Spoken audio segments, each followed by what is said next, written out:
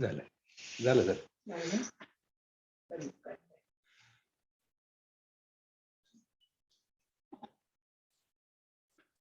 हरिओम. हरिओम. हा, नमस्कार. Bhishma school of Indic studies तर्फे मी स्वाती यादव तुम्हा सर्वांचं खूप मनापासून स्वागत करते. भारतीय जीवन का प्रतिमान या व्याख्यान सीरीज में आज हम जानने जा रहे हैं भारत का गौरवशाली अतीत भाग 1। मराठी में बात करने की कृपया क्षमा कीजिए, याद नहीं रहा मुझे। हमारे मार्गदर्शक है डॉक्टर दिलीप केळकर सर। मैं उनसे विनती करती हूँ कि वो अपना सेशन शुरू करें। धन्यवाद। वैसे देखा जाए तो जीवन के भारतीय प्रतिमान की इस व्याख्यान माला का प्रारंभ तो पिछले गुरुवार से हो गया है, लेकिन प्रत्यक्ष विषय प्रवेश आज से हम करने जा रहे हैं। पिछले सप्ताह गुरुवार को हमने विचार कैसे करना चाहिए इसके बारे में कुछ जानने का प्रयास किया था। क्योंकि विचार करने की प्रक्रिया ठीक होगी तो हम सही निष्कर्ष पर पहुंचते हैं और फिर हमारा जीवन सुख शांति से भर जाता है। तो इस दृष्टि से आज से हम इस विषय को शुरुआत करेंगे। आज के विषय का शीर्षक है गौरवशाली भारत का अतीत या भारत का गौरवशाली अतीत। यह विषय हम 2-3 व्याख्यान माला में पूरा करने वाले हैं। इस पूरे विषय को समझने से पहले जो जीवन का भारतीय प्रतिमान है इसके बारे में या इस पूरी व्याख्यान माला की पार्श्वभूमि के बारे में कुछ तो पिछले सत्र में, पिछले गुरुवार के सत्र में क्षितिज जी पाटुकले ने हमारे सामने कुछ रखा था। एक बार फिर उसको याद दिला देता हूं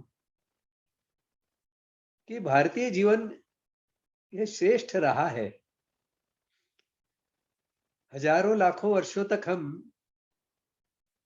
विश्व के विश्व गुरु पद पर आसीन थे।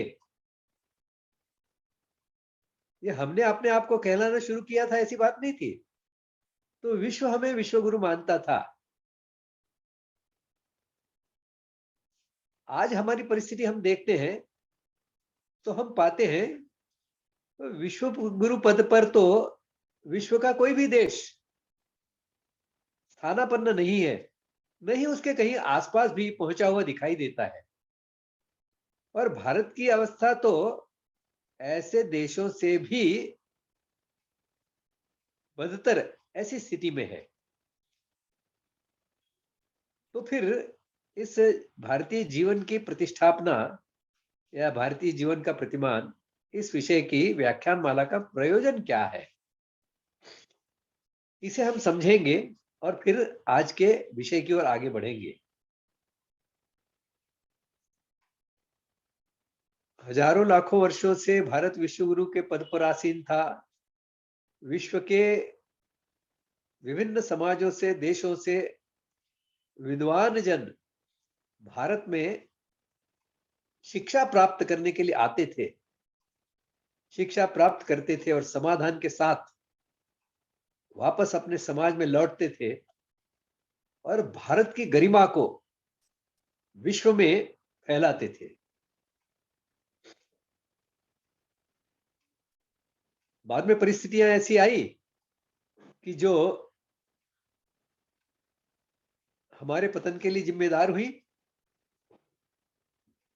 हमारा भी पतन होता गया और आज की स्थिति में हम पहुंच गए। लेकिन हमें वह ऊर्जा, वह परंपरागत शक्ति और प्रेरणा, इन दोनों को जगाने की आवश्यकता है। बाकी हम हैं तो उन्हीं पूर्वजों के वंशज जिन्होंने भारत को विश्व गुरु बनाने की दृष्टि से बहुत विराट ऐसे पुरुषार्थ की विश्व के सामने प्रस्तुति की थी। इस दृष्टि से आज हम उस विराट पौरुषवान ऐसे गौरवशाली भारत का, उसके अतीत का कुछ अंशों में परिचय करने का प्रयास करेंगे। वैसे तो यह गौरवशाली भारत का ही एक विषय ऐसा है कि जिसमें एक वर्ष भर हर सप्ताह में एक ऐसे 52 व्याख्यान चल सकते हैं, लेकिन इसे हम 3 व्याख्यानों में समेटने वाले हैं। एक मोटी मोटी झलक इसकी मिल जाए कि भारत विश्वगुरु था यानी क्या था, किस प्रकार था, किस प्रकार से हर क्षेत्र में, जीवन के हर क्षेत्र में भारत यह अग्रगण्य था सभी देशों से। इसके कुछ कतिपय ऐसे उदाहरण लेकर हम इस विषय को समझने का प्रयास करेंगे।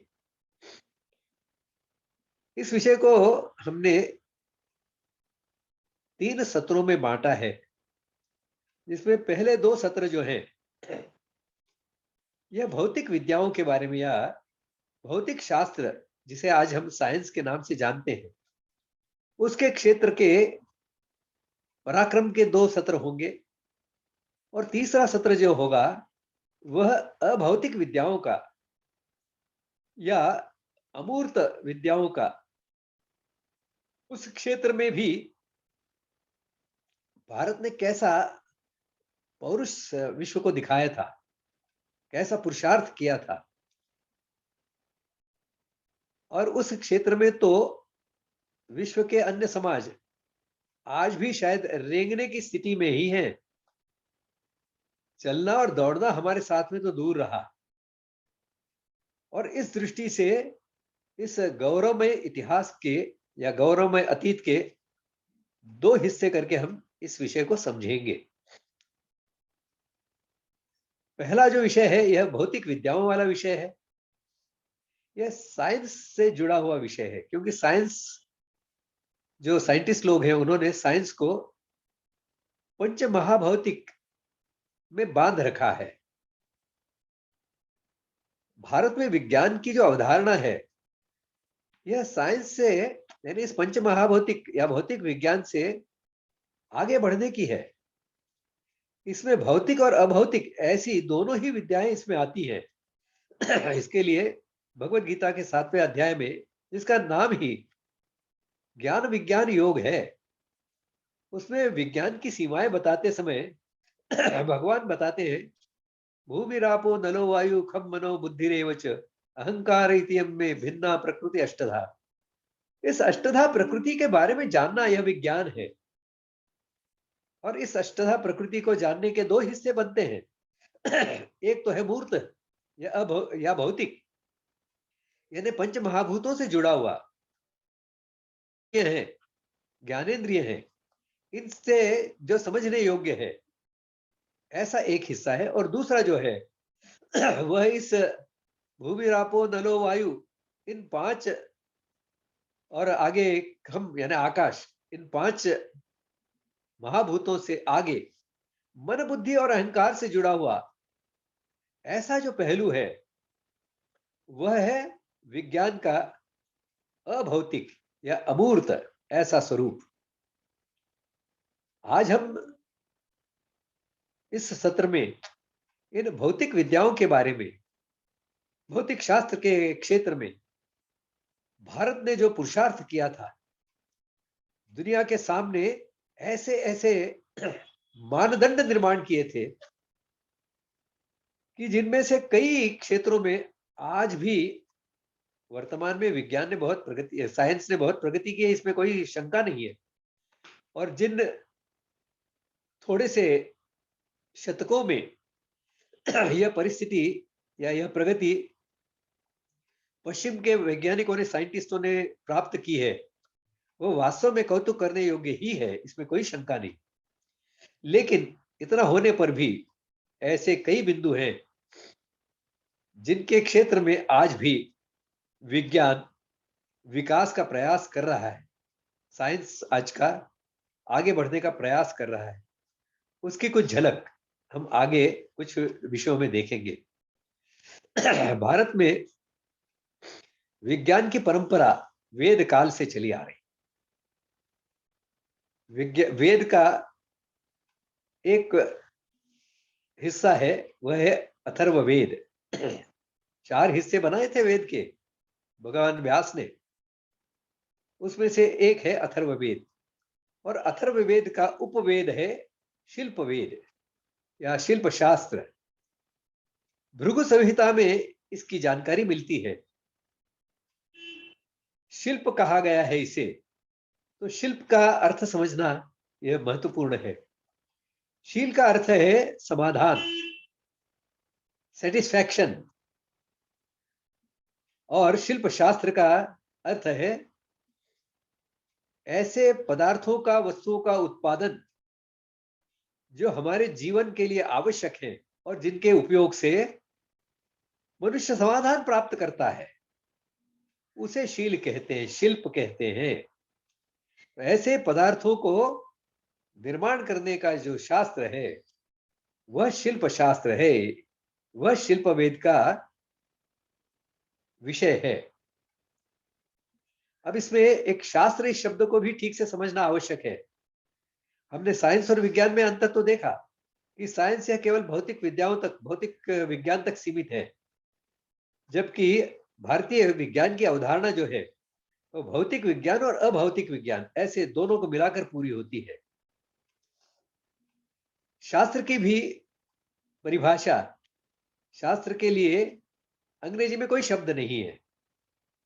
जिस प्रकार से विज्ञान के लिए वहां कोई ठीक से शब्द नहीं है, वैसे ही शास्त्र के संबंध में भी वहां कोई शब्द नहीं है।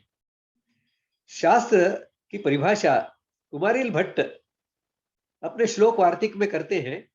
वो कहते हैं शंसनात् शासनात् शास्त्रम, यानी किसी भी विषय की जानकारी को, उसके नियम उपनियमों को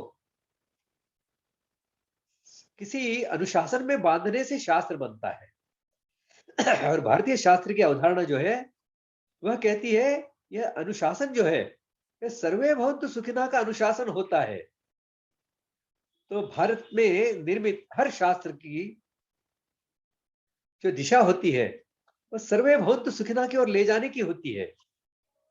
उस शास्त्र से जुड़े विषयों को, उस शास्त्र से जुड़े नियमों उपनियमों को किस प्रकार से प्रयोग में, व्यवहार में लाया जाए कि जिससे सर्वे भवन्तु सुखिनः की दिशा में हम आगे बढ़े।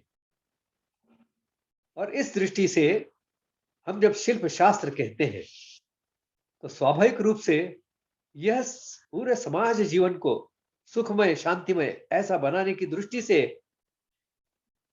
जिस प्रकार से विज्ञान का, भौतिक और अभौतिक विद्याओं का विकास हमने किया था, उसका वर्णन इसमें आता है।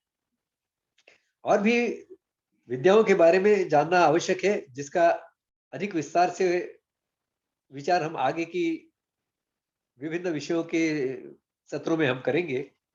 वह हमारे यहाँ कहा गया है सा विद्या या विमुक्तये। विद्या वो होती है जिससे हम मुक्ति की दिशा में आगे बढ़ते हैं, जो मुक्ति प्राप्त कराने में सहयोगी होती है। और इस दृष्टि से हमारे यहाँ भौतिक विद्याओं का भी विषय और अभौतिक विद्याओं का भी विषय, इसका लक्ष्य तो मोक्ष ही रखा गया है, मुक्ति ही रखा गया है।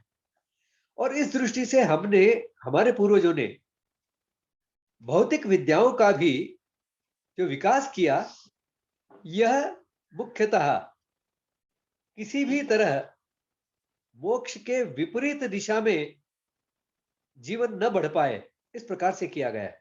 इस प्रकार से हमारी सभी शास्त्रों की प्रस्तुतियां की गई है। अब इसके एक एक अंग को लेकर हम, हमारे पूर्वजों ने जो पुरुषार्थ किए हैं विभिन्न क्षेत्रों में, उसका संक्षेप में परिचय प्राप्त करने का प्रयास करेंगे। पहला क्षेत्र हम लेते हैं काल मापन का, क्योंकि काल ही वह चीज है जो सृष्टि के निर्माण के साथ में शुरू होती है और सृष्टि के नष्ट होने के साथ में नष्ट होती है। इस काल मापन का इतना व्यापक और इतना गहराई से अध्ययन जैसा हमारे पूर्वजों ने किया है, आज का साइंस भी नहीं कर पाया है। आज का साइंस भी अभी कुछ लाख वर्षों तक पहुंच पाया है, प्रकाश वर्ष तक भी पहुंच पाया है। उसने ये जाना है कि कितने ही प्रकाश वर्ष की दूरी से भी ये जो ब्रह्मांड है ये उससे भी बड़ा है, इतना तो समझ पाया है। लेकिन इसकी सीमा क्या है ये वह समझ नहीं पाया है। आज का विज्ञान भी, आज का साइंस भी इस क्षेत्र में अधूरा है, जान नहीं पाया है। हमारे पूर्वजों ने इसको जाना था और इसे एक परिभाषित किया था कि यह अनंत है, इसकी कोई सीमा नहीं है। विज्ञान धीरे धीरे, आज का साइंस धीरे धीरे उस दिशा में, अनंत की दिशा में आगे बढ़ने का प्रयास कर रहा है। नए नए बड़े बड़े और बड़े सूक्ष्म दर्शन करवाने वाले ऐसे साधनों का, उपकरणों का निर्माण करते हुए इसकी जो ब्रह्मांड की समझ है उसको बढ़ाता जा रहा है। और हम इसको विश्वास के साथ में कह सकते हैं कि अंत में ये साइंस और ये साइंटिस्ट इनके सब उपकरणों के साथ में इस निष्कर्ष पर पहुंचेंगे कि यह ब्रह्मांड तो अनंत है, इसकी सीमा, उस सीमा तक हम नहीं पहुंच सकते। काल मापन उस ब्रह्मांड के निर्माण के साथ में शुरू हुआ। इस काल मापन को जिस प्रकार से हमने एक बहुत बड़े पैमाने पर इसका एक मापन रखा, कल्प, एक तरफ तो बहुत विशाल ऐसे काल के परिमाण को हमने मापन किया कल्प के रूप में, और दूसरी ओर इस काल के मापन का सूक्ष्मतर ऐसा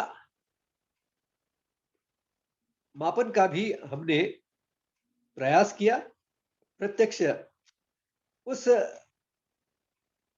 छोटी से छोटी समय खंड की जो अवधारणा है उसके आधार पर विश्व को समझने का प्रयास किया। विश्व में जो विभिन्न प्रकार के जड़ और चेतन ऐसे तत्व हैं उनको समझने का प्रयास किया। तो काल मापन हमारे यहां यह हवा में नहीं किया गया है, इसका संबंध सृष्टि निर्माण से है, ब्रह्मांड से है। और ब्रह्मांड में हमारी पृथ्वी आती है, उस पृथ्वी से है।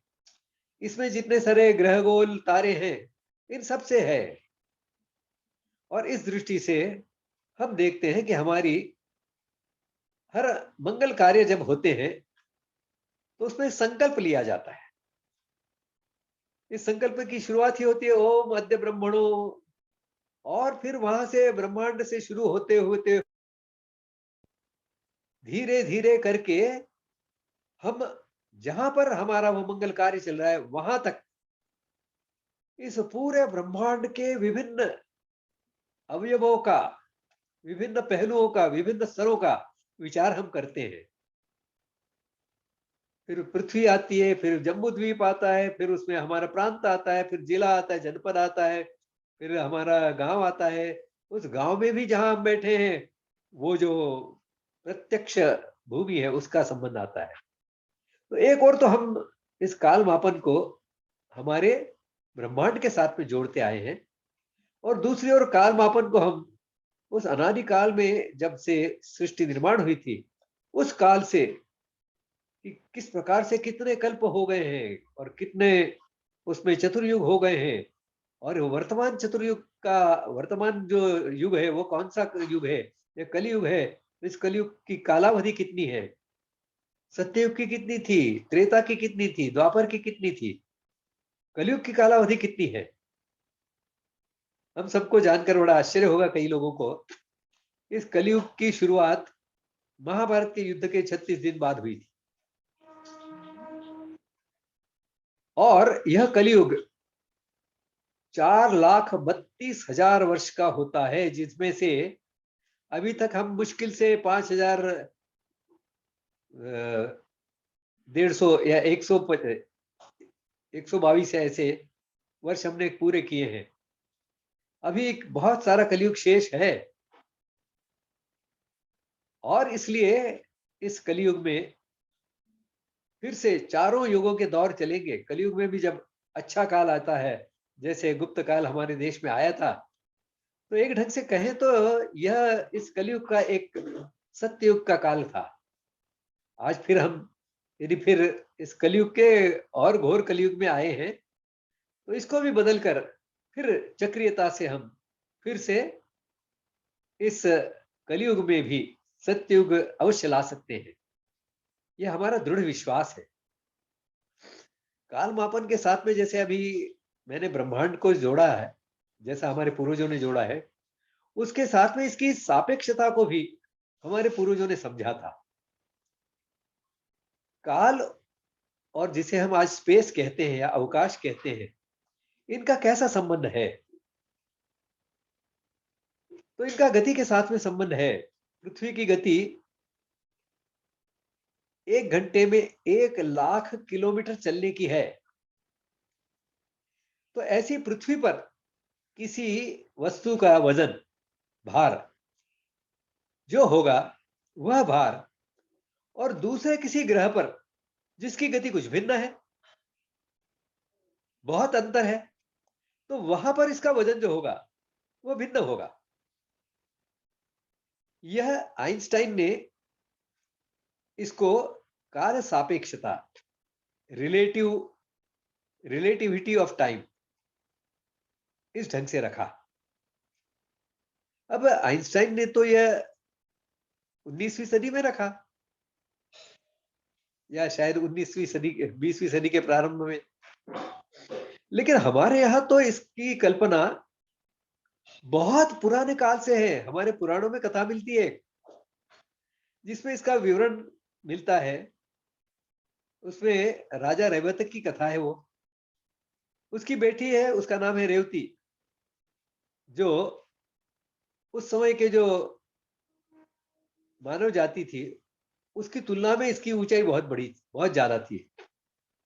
और राजा रैवतक उसके लिए पति ढूंढने में परेशान हो गया और अंत में जब उसे कोई पति पृथ्वी पर नहीं मिला, तो वह अपनी बेटी को साथ में लेकर ब्रह्मा जी के पास पहुंचा, ब्रह्मलोक पहुंचा।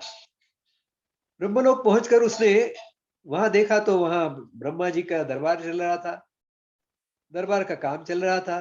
तो ये सब काम पूरा होने तक वो बाहर रुका और उसके बाद में ब्रह्मा जी से मिला और ब्रह्मा जी से उसने अपनी कठिनाई उनको बताई। ब्रह्मा जी ने कहा कि ये बहुत अच्छा हुआ रेवतक कि तुम अपनी बेटी को साथ में लाए हो, क्योंकि तुम जब वापस लौटोगे पृथ्वी पर, तब तक पृथ्वी पर कई युग, कई चतुर्युग बीत गए होंगे। अब कल्पना करिए कि ब्रह्मा जी हमारे पुराण में कहते हैं कि ब्रह्मलोक में तुम आए हो, यहाँ ब्रह्मलोक में यहाँ जो सब दरबार का काम चला उस काल तक रुके हो और यहां से लौटोगे। इस काल में पृथ्वी पर कई युग बीत जाएंगे, कैसे संभव है?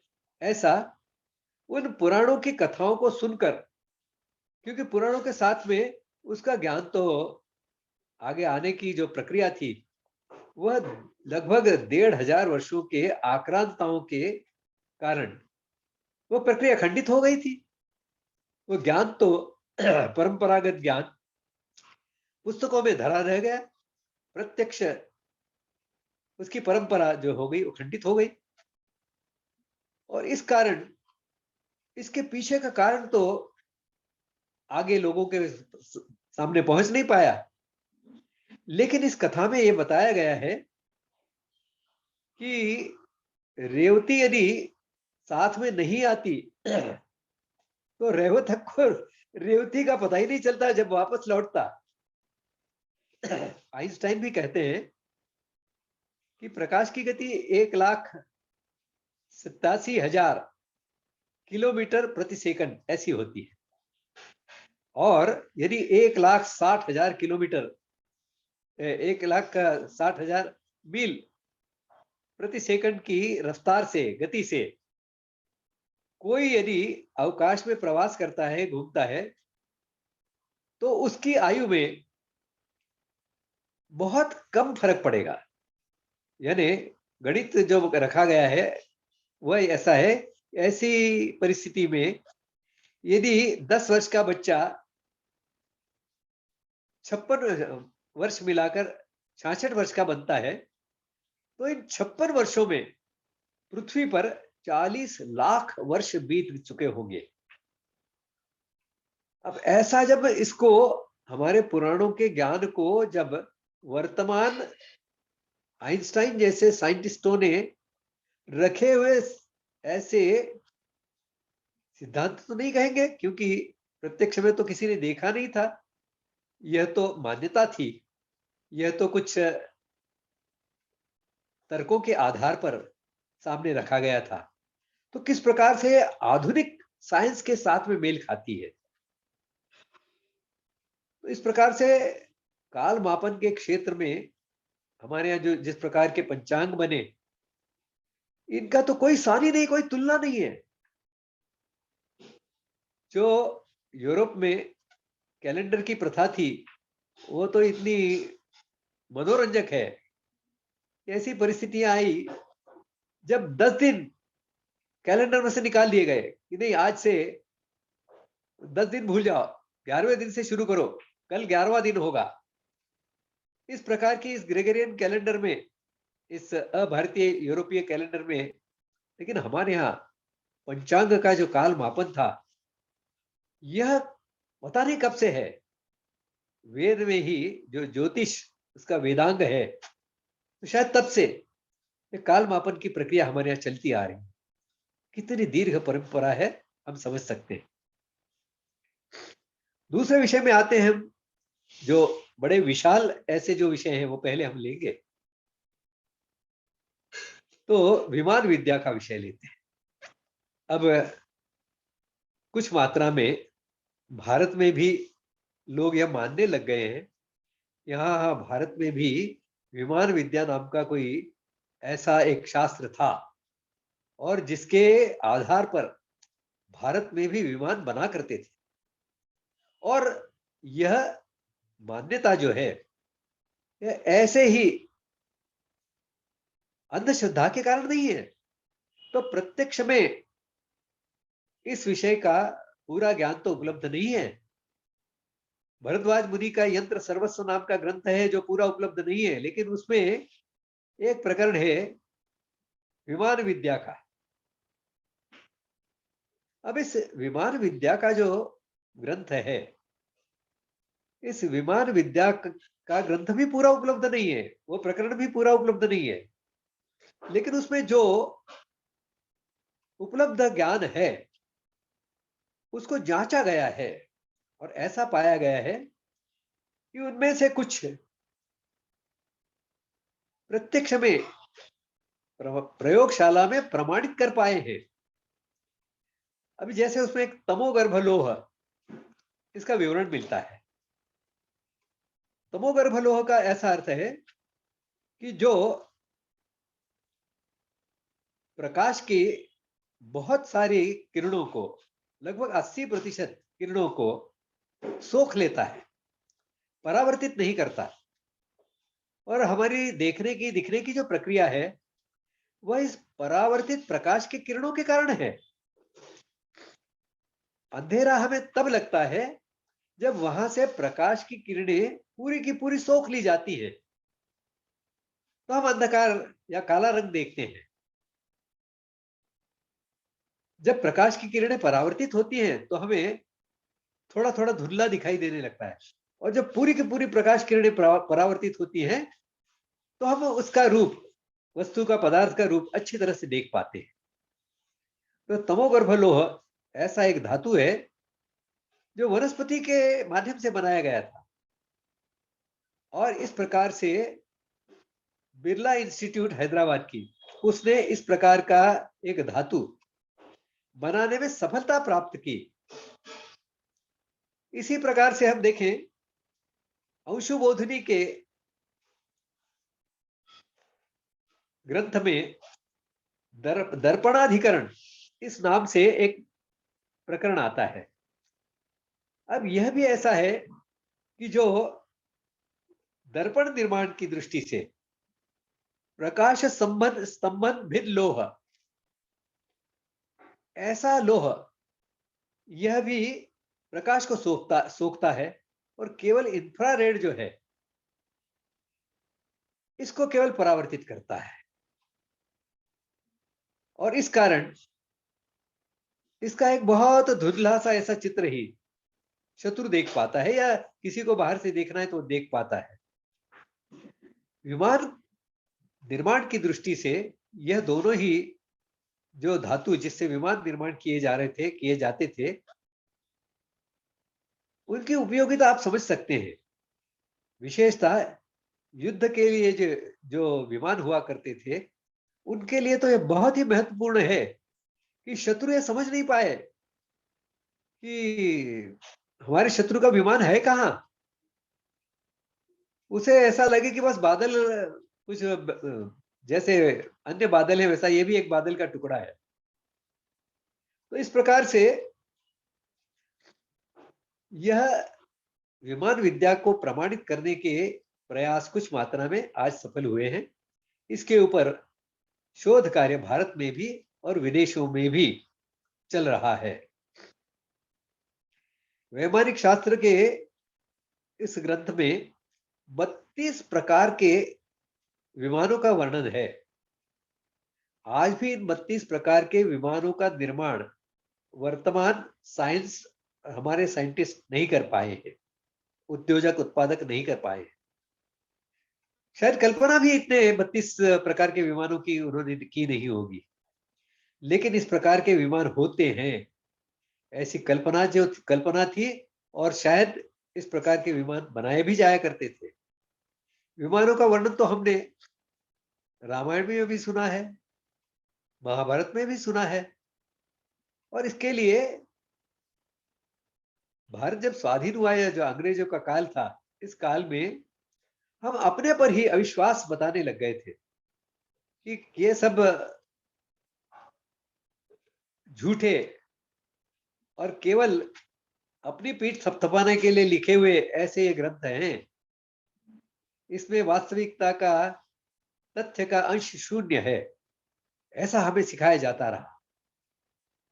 आज हम इसमें से उभर रहे हैं और देख रहे हैं इनमें जो सत्य है, जो तथ्य है, जो प्रमाणित किया जा सकता है, उसके आधार पर हम ये कह सकते हैं कि भारत में विमान विद्या यह एक अत्यंत श्रेष्ठ ऐसे स्तर तक विकसित हुई थी।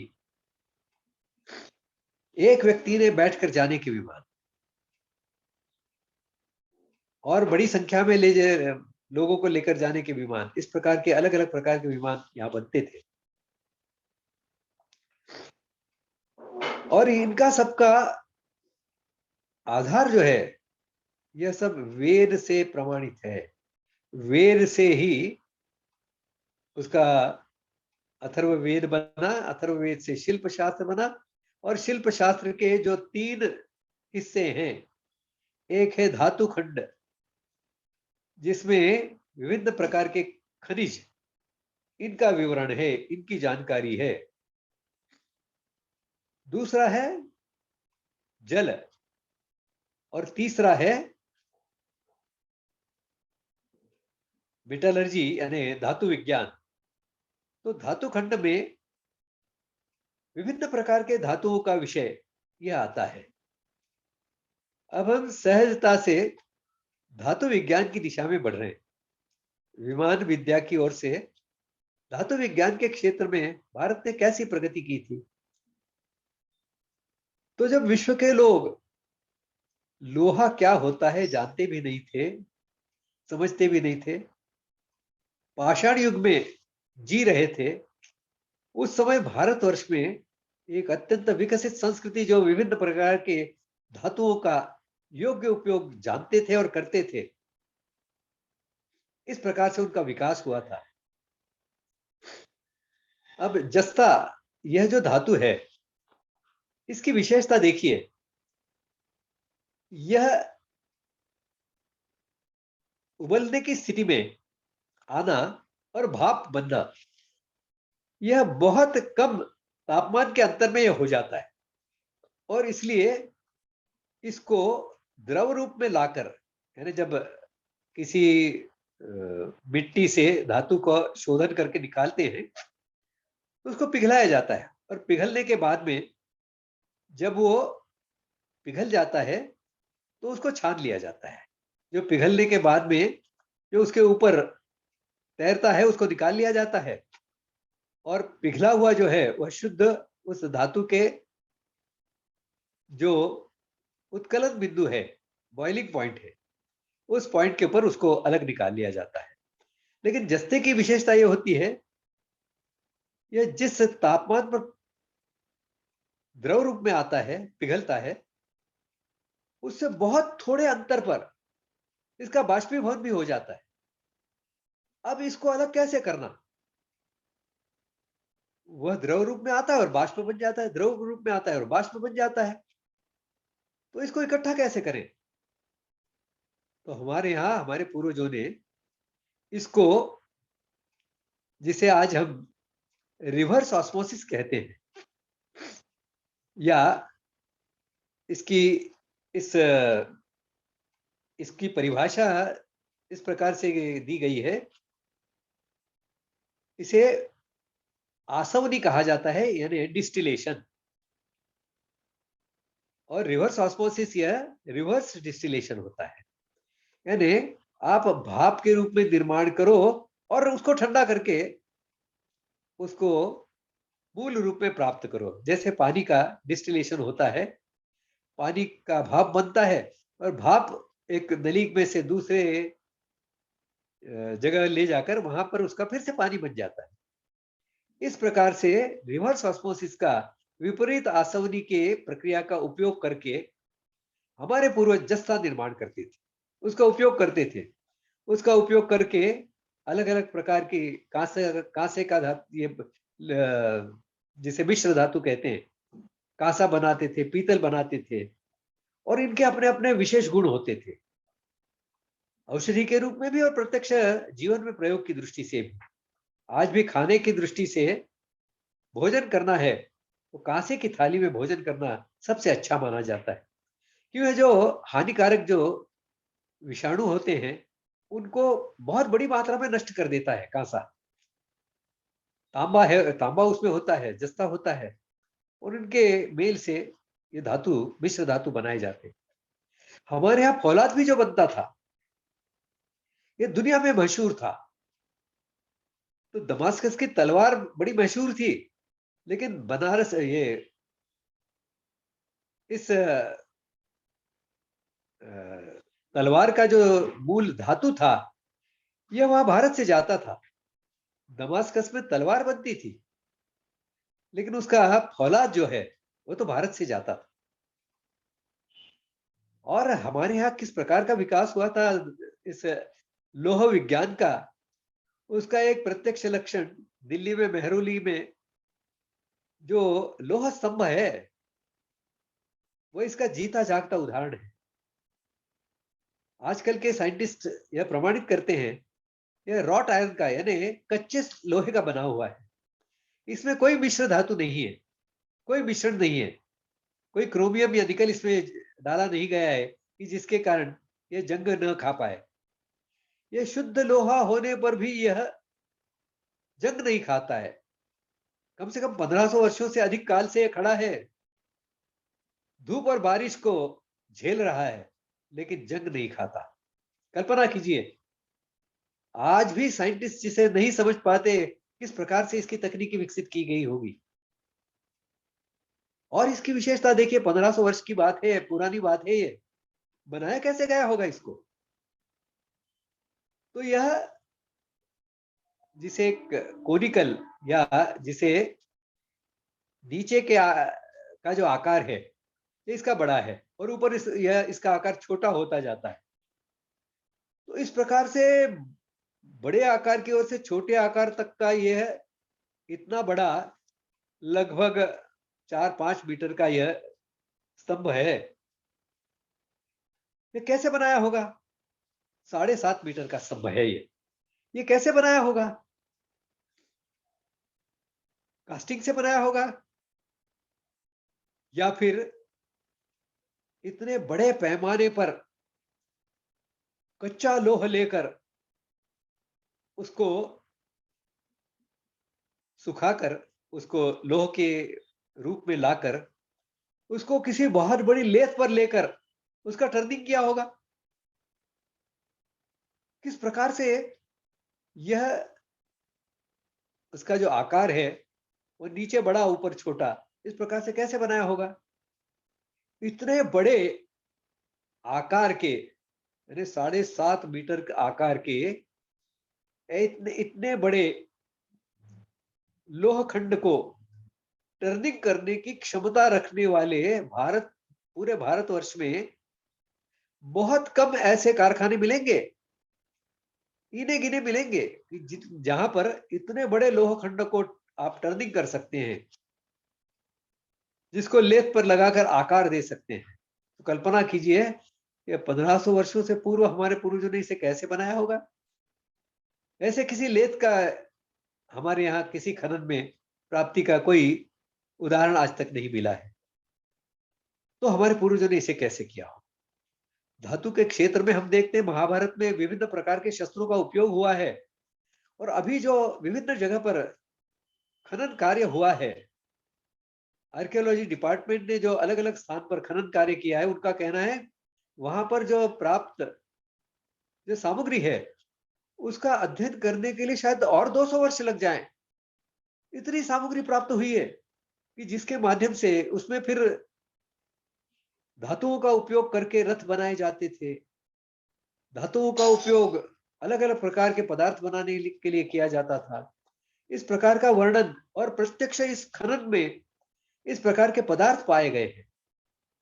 तो हमारे यहाँ धातु शास्त्र किस प्रकार प्रगत अवस्था में था, इसकी हमें एक छोटी सी झलक मिलती है।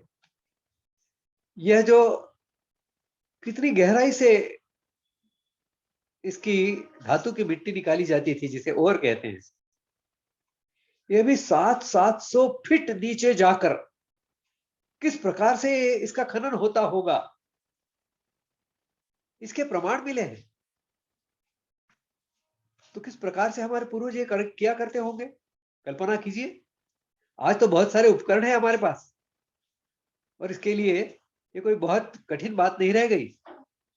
लेकिन जिस काल में इस प्रकार के साधन उपलब्ध नहीं थे, साधन तो उपलब्ध रहे ही होंगे, बस उनका सार्वत्रिकरण हमने नहीं होने दिया था। क्यों हर कोई उठे और पृथ्वी के गर्भ में जो विभिन्न प्रकार के धातुओं की संपदा बिछी हुई है, उसको उपभोग कर ले अपने स्वार्थ के लिए। ऐसा नहीं होना चाहिए। इस दृष्टि से ऐसे जो प्रौद्योगिकियां थी, उनका सार्वत्रिकीकरण नहीं हुआ था। विमान विद्या का सार्वत्रिकीकरण नहीं हुआ था। आज जैसे कोई भी उठता है, पैसा है साथ में, तो चलो घूम आते, दुनिया घूम आते, और बेफिजूल में इस कारण बहुत सारा ईंधन ये जला देते हैं। आगामी पीढ़ियों के लिए जो ईंधन का उपयोग होना चाहिए था, धीरे धीरे उपयोग होता उसका, उसको समाप्त करते जाते हैं, आगामी पीढ़ियों पर अन्याय करते जाते हैं। तो हमारे यहाँ प्रौद्योगिकी को देखने का यह एक दृष्टिकोण भी हमेशा रहा। मैंने जैसे बताया कि सर्वे भवन्तु सुखिनः से सुसंगत, ऐसी उसकी प्रस्तुतियां रही हैं, ऐसा उसको उपयोग करने के लिए मार्गदर्शन रहा है। और हम आगे आते हैं तो वस्त्र निर्माण का देखें, तो शुरू में जब बीच का जो कालखंड गया, जिसमें भारत से बड़ी मात्रा में जो हमारे यहाँ से व्यापारी, हमारे यहाँ से सम्राट, हमारे यहाँ से विद्वज्जन विश्व भर में जाते थे, उसमें कहीं खंड पड़ गया, तो यह सब यूरोप के देश थे, ये सब अंधकार युग में पहुंच गए। जब उन्होंने भारत में देखा कि भारत में वस्त्र बुने जाते हैं, और ये वस्त्र बुनने के लिए जो कपास होती है यह पेड़ पर उगाई जाती है, तो उनके मन में तो संशय पैदा हो गया, ये भारत के लोग हैं, ये बड़े जादूगर हैं। हम जो भेड़ के शरीर पर जो उगाते हैं यानी ऊन, वो तो उतना ही जानते थे, उस ऊन के वस्त्रों से अपने शरीर को ढांपते थे। तो उन्होंने कहा कि ये भारत के लोग बड़े जादूगर हैं, इन्होंने भेड़ के शरीर पर जो हम ऊन लेते हैं वहां से, उसे पेड़ों पर उगाया है। अब वो क्या जाने कि भेड़ों की ऊन तो यहाँ पर भी बनती थी, उससे ऊनी कपड़े यहाँ पे और भी बनते थे। और उसके अलावा यहाँ पर भारत के हमारे पूर्वजों ने कपास का विकास किया था। और वस्त्र पहनना, जब वहां के लोग वस्त्र कैसे पहने जाते हैं, वस्त्र क्या होते हैं, ये भी नहीं समझते थे। हमारे यहाँ एक बहुत प्रगत ऐसी सभ्यता का विकास हमारे यहाँ हुआ था। वस्त्रोद्योग कितना प्रभावी था, इसके बारे में एक झलक हम समझ सकते हैं उस समय का। जब अंग्रेज भारत में आए थे, भारत में यहाँ से बहुत बड़ी मात्रा में भारत से वस्त्र, मसाले वगैरह विभिन्न प्रकार के जो पदार्थ विदेशों में नहीं बनते थे, वो यहाँ से जाते थे। तो इंग्लैंड में और यूरोप के अन्य देशों में वहां का जो वस्त्रोद्योग था वह पनप सके, उसको जीवन मिले, इसके लिए उन्होंने वहां पर इंग्लैंड का स्वदेशी का आंदोलन चला था।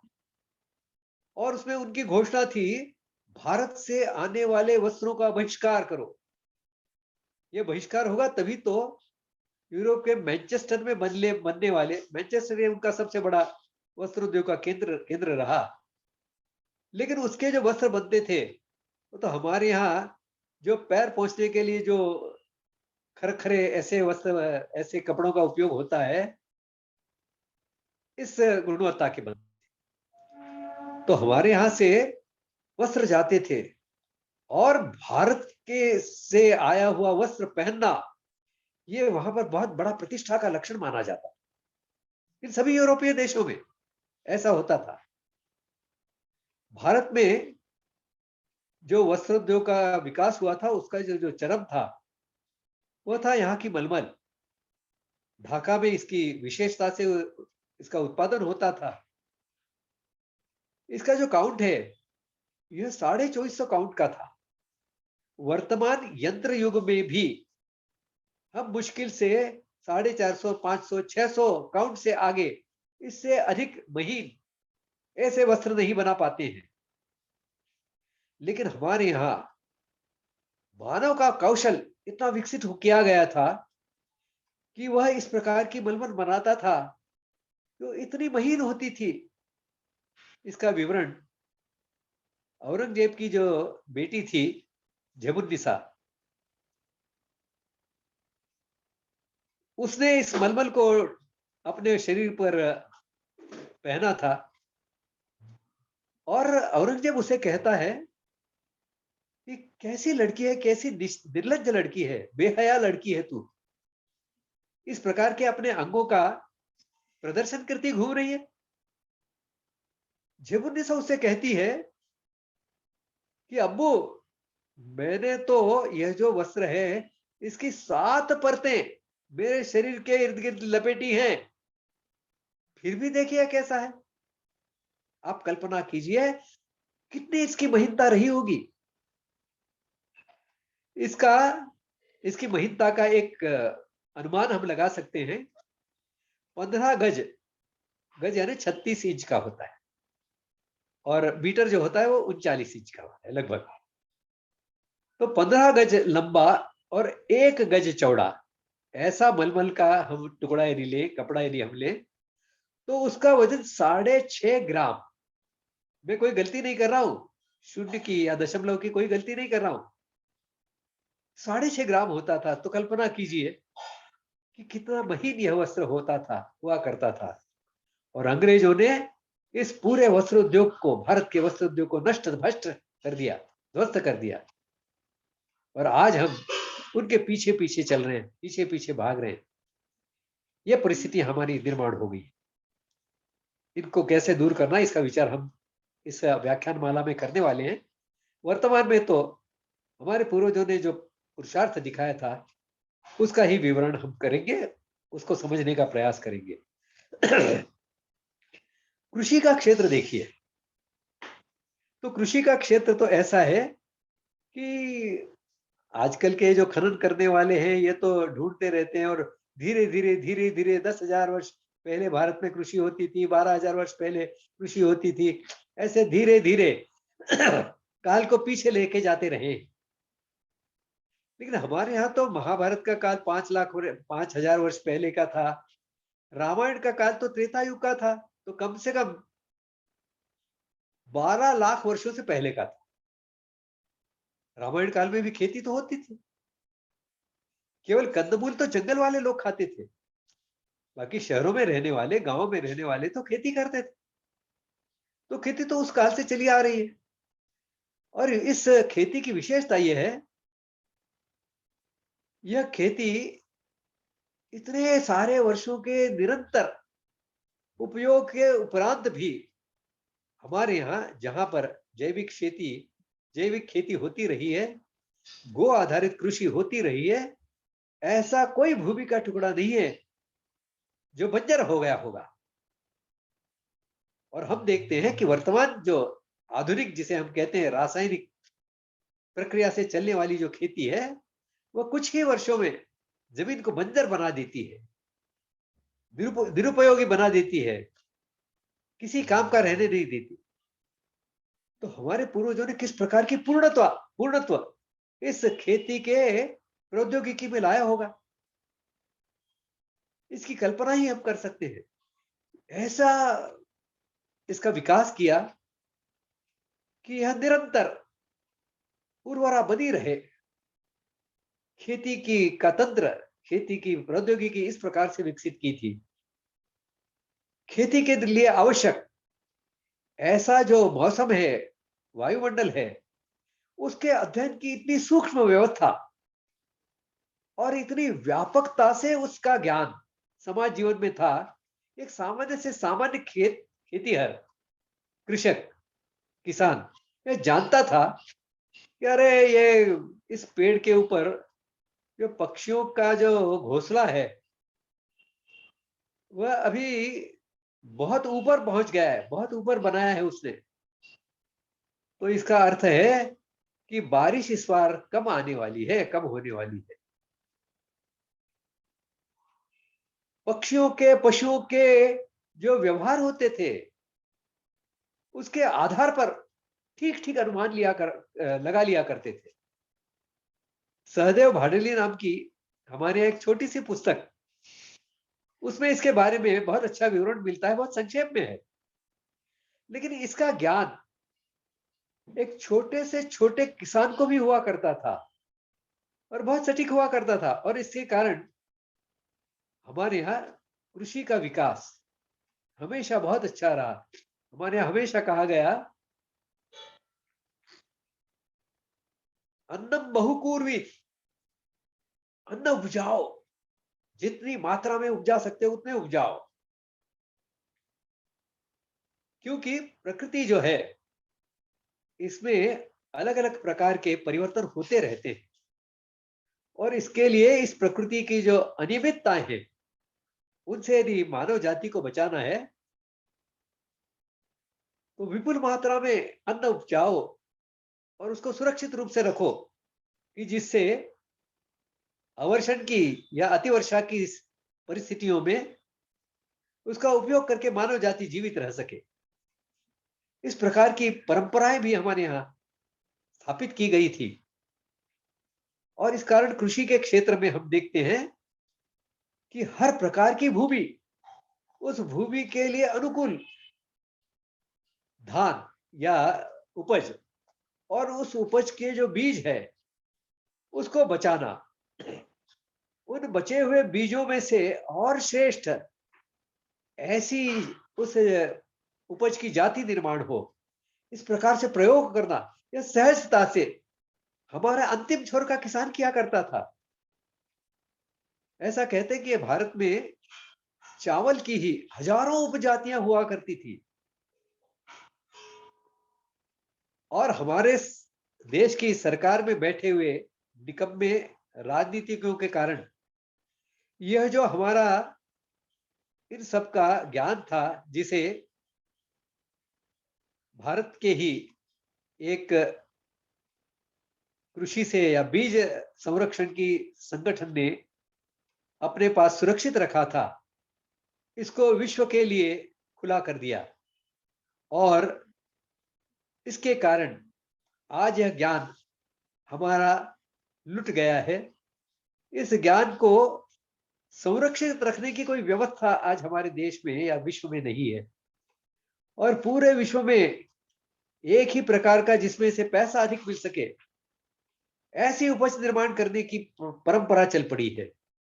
और इसलिए हम देख रहे हैं कि जो परिवर्तन, उपज का परिवर्तन करके कृषि की जमीन को फिर से पूर्ववत बनाने का, उर्वरा बनाने का एक चक्र हमारे यहाँ चलता था, वो चक्र टूटता जा रहा है और फिर भूमि बंजर बनती जा रही है।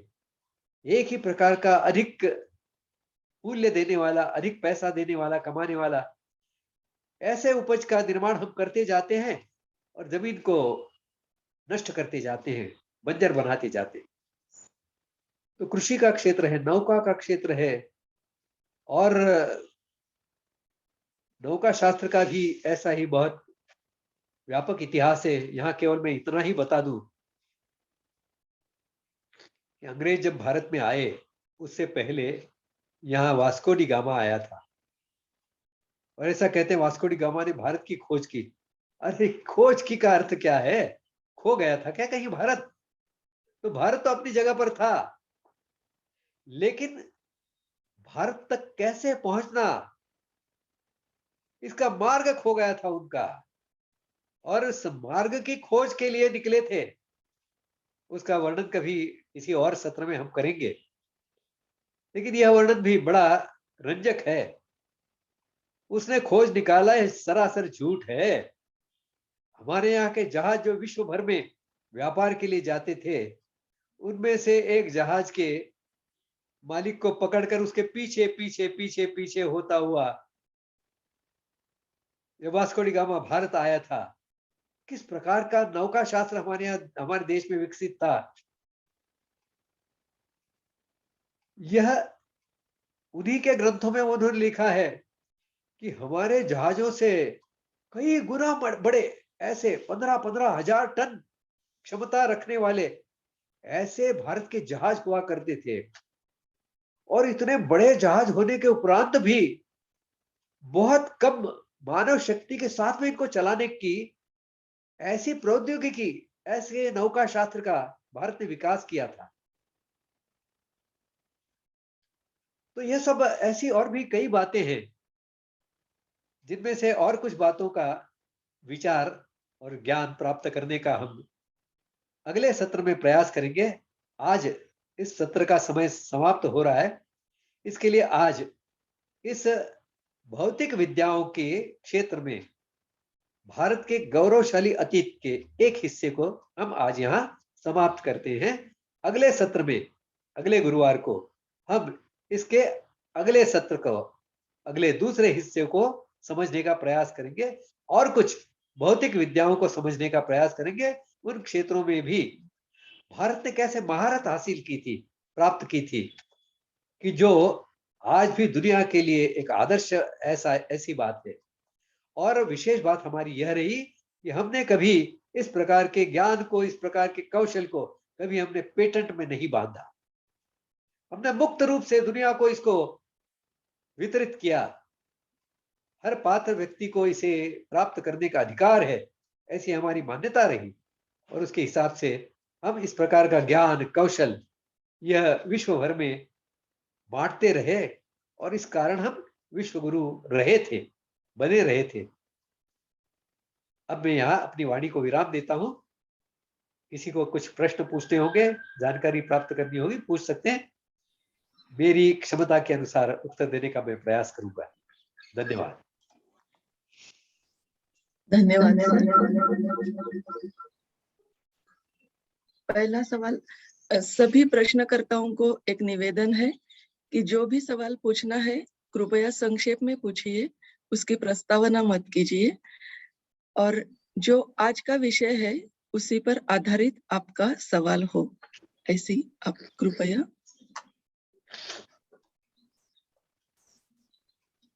पहला सवाल पूछने जा रहे हैं अंजलि। मला असं उघडपणे दिसून राहिलेलं आहे की तुझी दोन्ही मॅरेज नाही करू शकणार. थोड़ा जोर से बोलेंगे भाई साहब. आता ना हे मला बंदच करतात, बंदच करतात. झालं कुठे चालू हेलो, झूम मीटिंग चालू आहे. अरे लीव करायचं. रुचिर शाह, आप सवाल पूछिए। जी नमस्कार। एक भारत का गौरवशाली इतिहास है, उसे जानकर बहुत प्रसन्नता होती है और थोड़ा दुर्खेद भी होता है कि ये अभी तक हमसे काफी दूर रहा, हम इसे जान नहीं पाए। तो भी आज के प्रवचन में आपने दो चीज बोली। एक आपने बोला वो रिवर्स ऑस्मोसिस का। क्या कहा आपने? Reverse osmosis.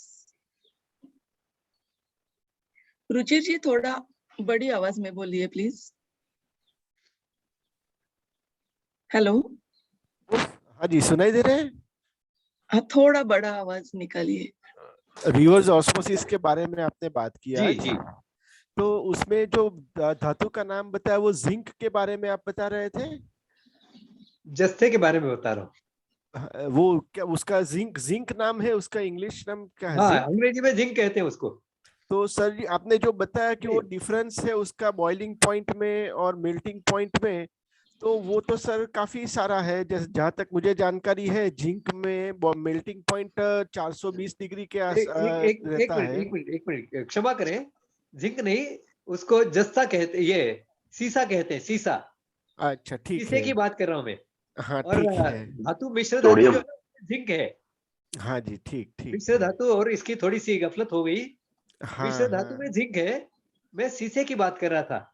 अच्छा ठीक है। हाँ, और जस्त है।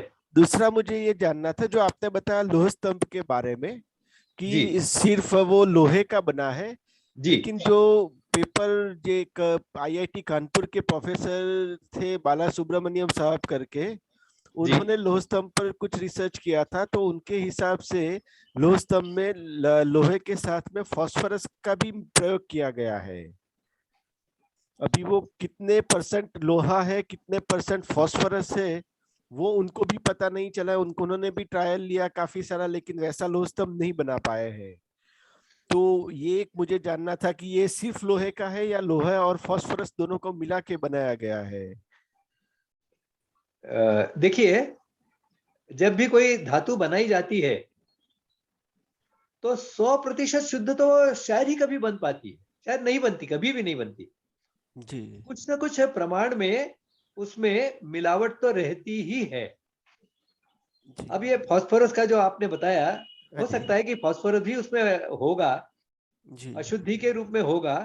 लेकिन जैसे आपने बताया, आपने भी कहा हाँ जी, कि वो ये नहीं समझ पा रहे हैं कि इसमें फास्फोरस का प्रमाण कितना रखना हाँ चाहिए। जी, बराबर है। अब यही तो समस्या है कि जो आज अलग अलग प्रकार के हमारे पास उपकरण हैं, हाँ जी, उनके उपरांत भी हम यह नहीं समझ पा रहे हैं। या आप कह रहे हैं, वैसे शायद उन्होंने कहा वैसा भी हो सकता है कि उस जी, छोटी सी मात्रा में फास्फोरस, लेकिन हाँ, उतनी ही मात्रा में फास्फोरस होगा तो ही होगा। हाँ, वो कितना कॉम्बिनेशन है, कितना प्रमाण है, वो नहीं पता है। अब इसके बारे में देखिए, इसके बारे में जब फास्फोरस का पता कर लिया है हाँ जी, तो उसका प्रमाण कितना है, या प्रमाण पता करना यह असंभव बात नहीं है। सब इस कारण यदि उसका प्रमाण कितना है, ये यदि हम ढूंढ नहीं पा रहे हैं, तो इसका अर्थ ऐसा निकलता है कि वह प्रमाण इतना कम है जी, जिनका हम मापन नहीं कर पा रहे हैं। बराबर है। ऐसा मुझे लगता है। हाँ और इस जी। कारण कठिनाई ये है कि इसका मापन किए बगैर इसका प्रत्यक्ष में निर्माण कैसे किया जा सकता है? हाँ निर्माण नहीं कर पाए हैं, यह तो सभी लोग सत्य मानते हैं। जी बिल्कुल, वो खुद प्रोफेसर साहब ने भी वो प्रयोगशाला में काफी प्रयोग किए कि वैसा लोह स्तंभ बने, लेकिन वो नहीं बना पाए हैं अभी तक। नहीं बना पाए, बिल्कुल सही बात है। और केवल कानपुर की बात नहीं है, दुनिया भर में कई प्रयोग हुए हैं, लेकिन नहीं कर पाए कोई। जी जी, धन्यवाद। अगला सवाल लेते हैं। स्वाति पोद्दार आप पूछिए, उनके बाद ओजस्वी पटवर्धन आप तैयार रहिएगा। प्रणाम गुरुजी। नमस्कार। मेरा जो प्रश्न है वो वस्त्रों से लेके है। आपने जो महीन वस्त्र का उल्लेख किया है उसके बारे में कि इजिप्ट की रानी, इजिप्ट संस्कृति में जब राजाओं का राज था तब इजिप्ट की रानी नेफरतीति करके बहुत महीन वस्त्र पहनने के लिए जानी जाती है। तो मेरा क्वेश्चन ये है कि तभी भारतवर्ष से उन देशों में व्यापार होता था और वो कैसे होता था? और वैदिक काल की संस्कृति से अगर लेते हैं तो इतना अगर प्रगत समाज जीवन हमारे यहाँ पे था तो सिले हुए वस्त्र भी पहनते होंगे, क्योंकि आजकल बोला जाता है सिर्फ पहनने वाले, परिधान करने वाले वस्त्र, लेकिन सिर्फ लपेटने वाले तो मुश्किल लगता है। सिल के आई मीन स्टिचिंग करके भी वस्त्र निर्माण किए जाते होंगे, उसके बारे में कुछ अगर बताएंगे तो। नहीं, मुझे प्रश्न समझ में नहीं आया। वैदिक काळापासूनच्या प्रगत संस्कृतीमध्ये शिवलेले कपडे सुद्धा असावेत.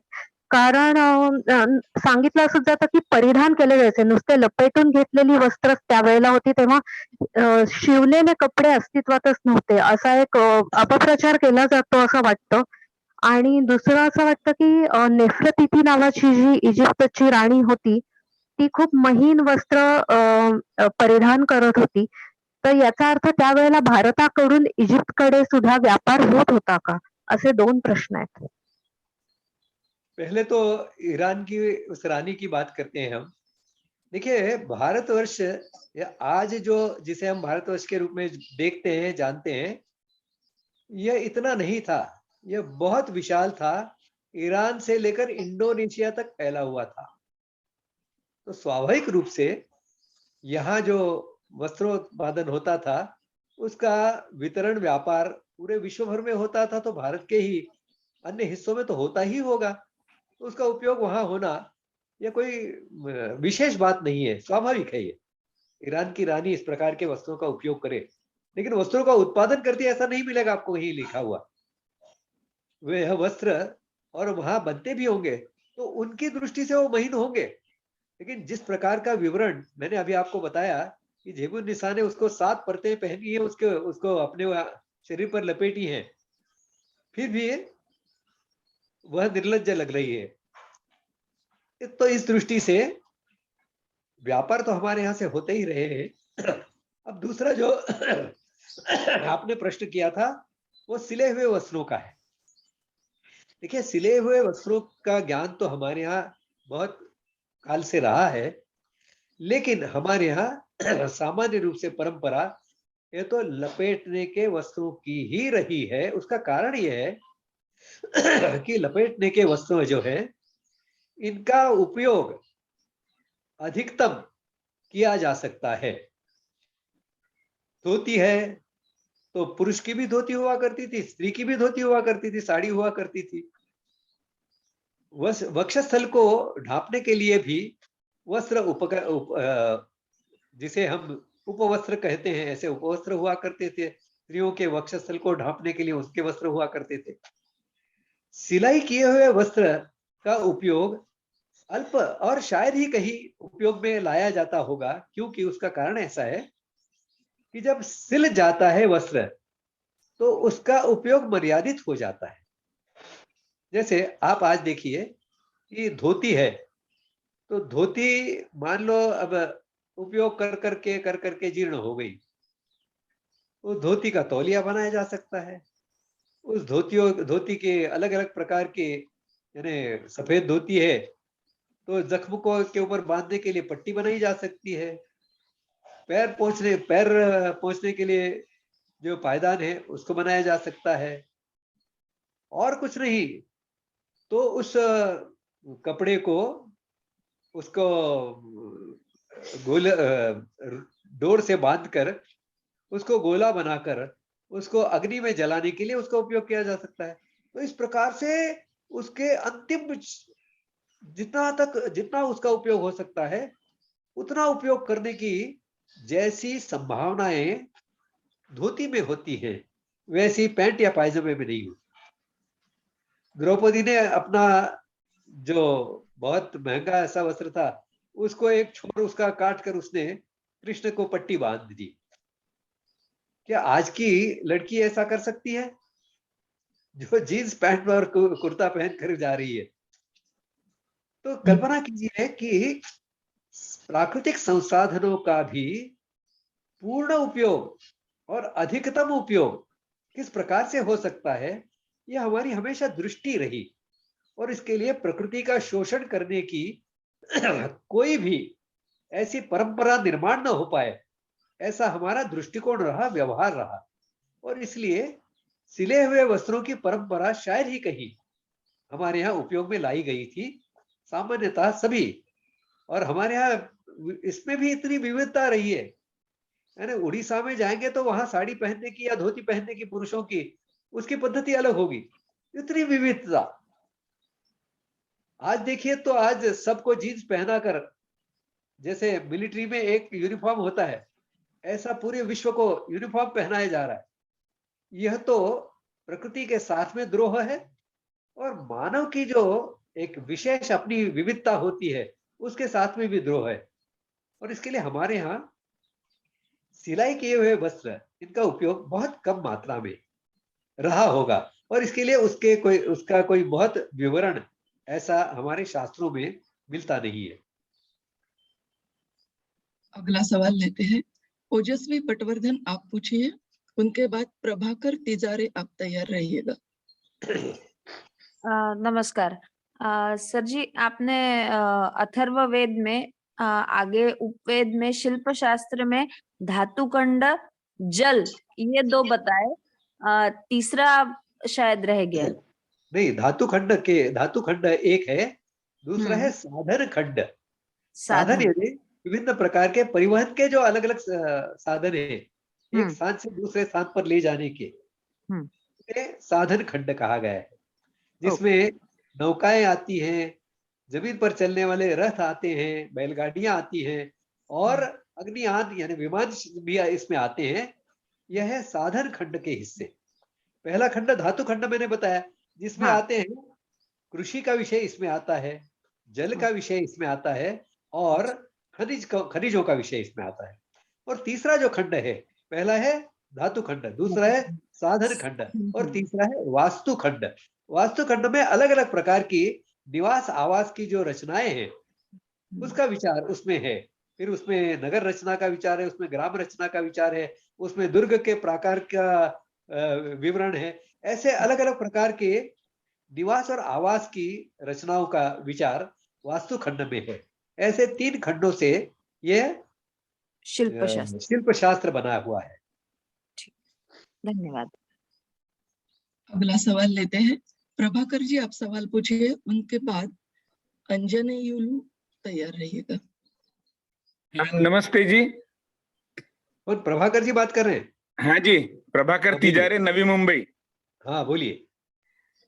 हमको यह पता चल गया था कि ब्रिटिशर यहाँ आए और उन्होंने लूटने के लिए ही यहाँ आए, ये हमको पता चला था, और उसके ऊपर प्रयत्न भी हुए। लेकिन स्वतंत्र भारत में 75 साल हो गए, लेकिन ये इंटीग्रेटेड अप्रोच, जहाँ तत्वज्ञान, रिसर्च एंड डेवलपमेंट, प्रोडक्शन, और उसके बाद में कंज्यूमर का गाइडेंस, जब तक ये पूरा नेटवर्क राष्ट्रवादी विचारों से इंटरकनेक्ट नहीं होता है, तब तक उसका कोई रिजल्ट नहीं मिलता है। और अभी हमारे यहाँ हम इस विचार की सरकार भी 7 साल से आई है, लेकिन ये इंटीग्रेटेड अप्रोच के लिए कुछ हुआ ऐसा लग नहीं रहा है। ठीक है, शुरुआत हुई है, लेकिन अभी भी हम यही विचार कर रहे हैं कि ऐसा था, ऐसा नहीं हुआ, उसको आगे कैसे बढ़ाया जाए, ऐसा क्या हमारे पास में कुछ उसका तो रूपरेखा होनी चाहिए कि आगे जो हो गया, अभी हम कैसे दुनिया को ये समझाए कि भारत में ये है, तो उसके बारे में क्या विवेचन आपका रहेगा? आपने जो चिंता व्यक्त की है वो बिल्कुल ठीक है, वास्तविक है। और यह व्याख्यान माला जो हमने शुरू की है, इसका कारण भी यही है कि हम इस विषय को, कि पहले हम थे क्या, इसको ठीक से समझे, तो परिवर्तन करके क्या करना है हमें, परिवर्तन के बाद में के उसका स्वरूप क्या होगा, इसका तो हमने ज्ञान प्राप्त नहीं किया है। जैसे आज हम देख रहे हैं शिक्षा के क्षेत्र में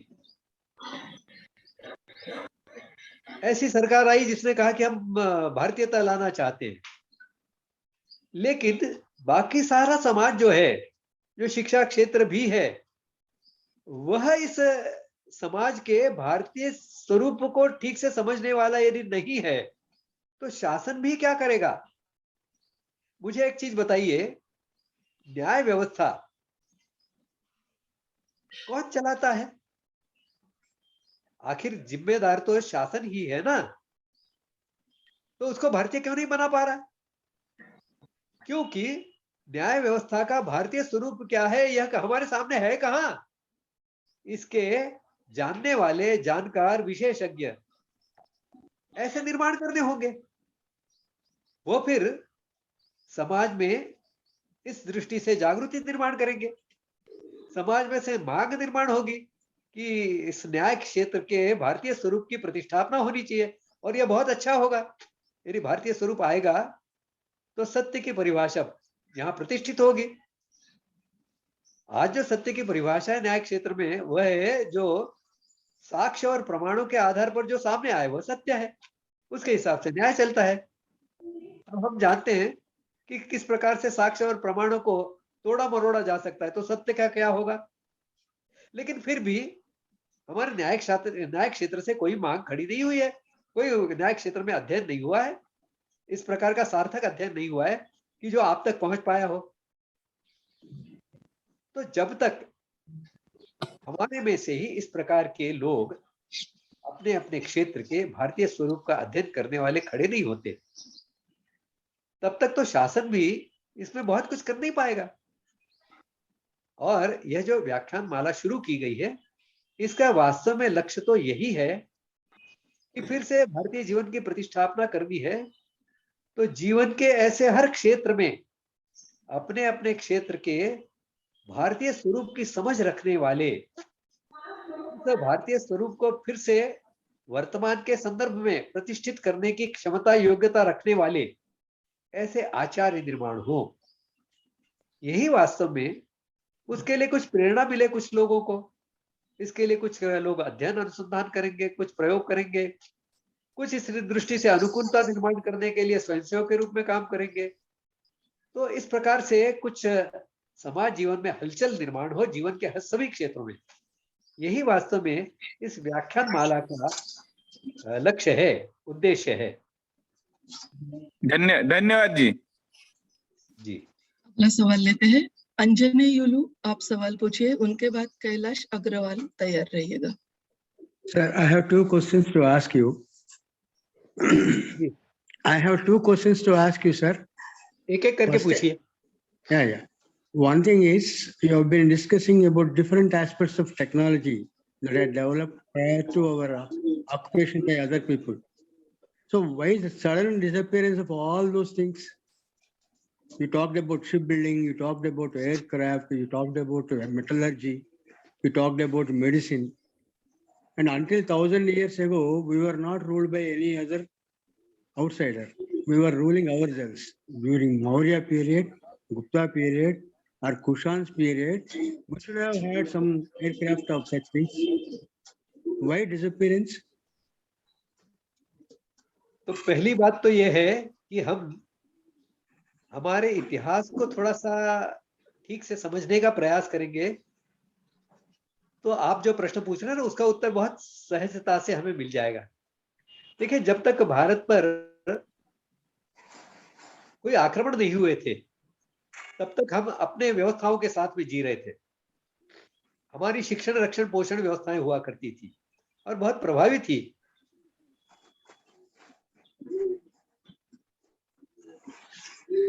सर, आप म्यूट हो गए हैं।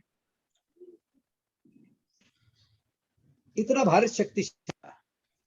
बाद में हम ही थोड़े आलसी हो गए, प्रमादी हो गए, हुआ हमारा आक्रमण शुरू हो गए।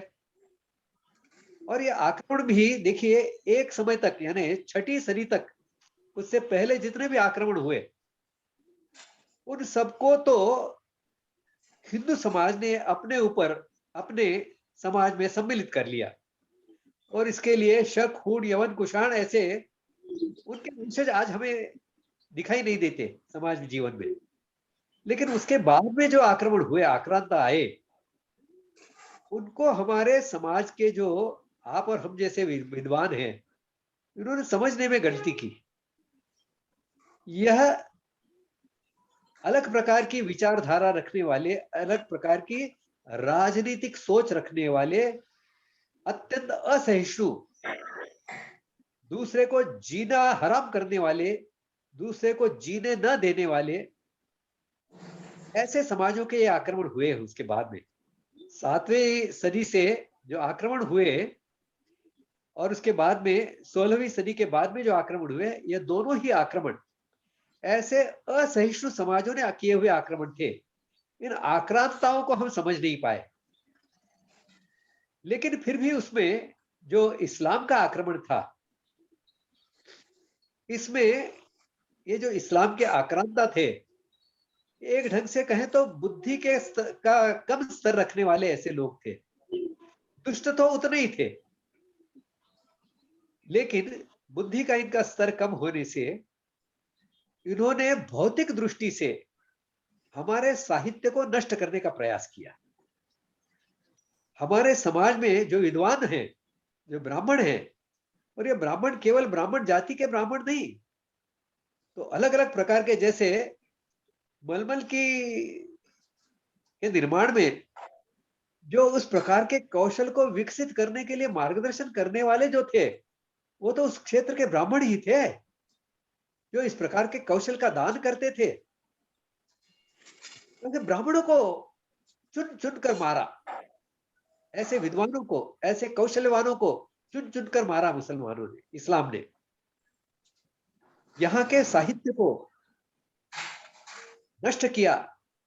हम जानते हैं कि जो नालंदा की जो पुस्तकालय थी, 6 महीने धू धू करके जल रही थी। कितना साहित्य रहा होगा। और इसको हम सहते गए, फिर भी हमने इस्लाम को समझने का प्रयास नहीं किया। उसके बाद में अंग्रेज आए। अंग्रेज दुष्ट तो थे ही, साथ में बुद्धिमान थे, इस्लाम के लोगों से ज्यादा बुद्धिमान थे। उन्होंने ये जाना कि इस देश की जो मानसिकता है, इस देश का इतिहास है, इसको बदलो, इस देश की व्यवस्थाओं को बदलो। और हम देखते हैं कि मुसलमान काल में मुसलमान शासक भी रहे, तो भी यहाँ के सामान्य हिंदू की समझ तो यही रही कि हिंदुत्व का जीवन तो श्रेष्ठ होता है। ये मुसलमान आज हम पे शासन करते होंगे, लेकिन ये तो यवन है, ये तो म्लेच्छ हैं, हमारे जीवन से इनका जीवन घटिया है, ऐसी समझ रहा करती थी। लेकिन अंग्रेजों ने यहाँ पर जो शिक्षा के ऊपर और शिक्षा के साथ में ही पूरे समाज जीवन को अभारतीय बनाया, अंग्रेजियत में रंग डाला, उसका यह परिणाम है कि अंग्रेज जाने के 75 वर्षों के बाद में भी हम ये चर्चा कर रहे हैं, ऐसा क्यों हुआ। हमारी मानसिकता, हमारी जो विचार करने की प्रक्रिया है, उस तक को इन्होंने अंग्रेजी बना दिया है। अब हम यह सोचते ही नहीं कि मैंने अभी न्याय व्यवस्था का उदाहरण दिया था। ये न्याय व्यवस्था में काम करने वाले हमारे लोग बुद्धिमान नहीं है, ऐसी बात थोड़ी है। ये बुद्धू थोड़ी है, ये भी बहुत समझदार है, बहुत बुद्धिमान है, लेकिन इनमें से किसी को लगता नहीं है। ये कैसी सत्य की परिभाषा कर दिया हमने, ये कैसी न्याय व्यवस्था कर दिया हमने कि हर वकील अनैतिक धंधा करने के लिए बाध्य है। तो कहने का तात्पर्य है कि यह जो दूसरा आक्रमण था, यह अंतर्बाह्य समाज जीवन को बदलने वाला, मनुष्य की, हिंदुओं की सोच बदलने वाला, हिंदुओं की विचार प्रक्रिया में अभारतीयता लाने वाला, ऐसा यह आक्रमण था। इसे हमें ठीक से समझना होगा।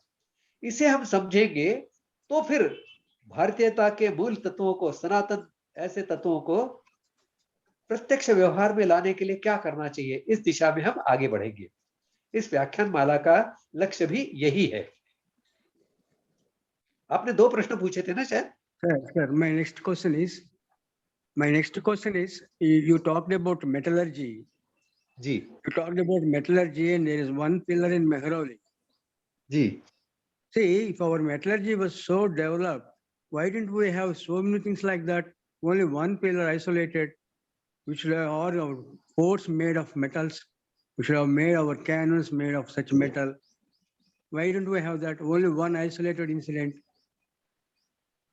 आपका कहना बिल्कुल ठीक है कि ऐसा एक ही क्यों दिखता है। देखिए, ऐसे विशेष बातें जो होती है ना, वो बहुत बड़ी संख्या में कभी नहीं बनाई जाती। ये तो आजकल यंत्र युग जिसे हम कहते हैं, यंत्र युग है या विनाश युग है, ये तो काल ही सिद्ध करेगा। इसमें यंत्रों के कारण एक जैसे बहुत बड़ी संख्या में बनाने की ऐसी प्रक्रिया चलने लगी है। हमारे यहाँ तो एक वस्तु को ऐसे अलग से बनाया जाता था, विशेष रूप में बनाया जाता था। ऐसे 1000 लोह स्तंभ खड़े करने हैं, ऐसा लक्ष्य किसी ने लेकर नहीं चला था। इस स्तंभ को विष्णु ध्वज कहा जाता था। तो किसी सम्राट ने अपनी याद में इसका निर्माण करवाया था।